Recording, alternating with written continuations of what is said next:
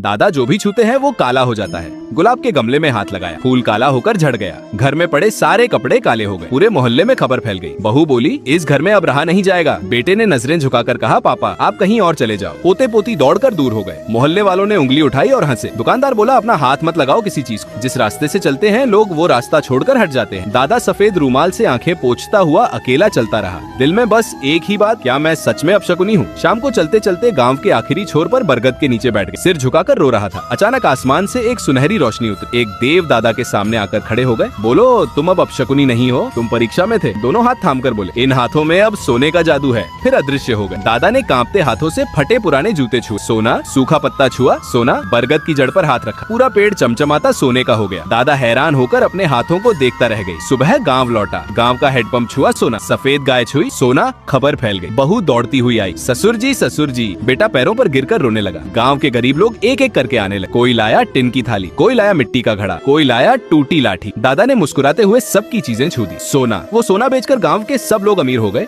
बेटे ने उस सोने से खरीदी चमचमाती लैम्बोर्गिनी और रोल्स रॉयस। पूरे गांव में खुशियों की बाढ़। लेकिन उस रात दादा राजमहल के कमरे में अकेले बैठकर रूमाल से आंखें पोंछ रहे थे, क्योंकि किसी ने एक भी लाइक नहीं दिया, किसी ने सब्सक्राइब नहीं किया।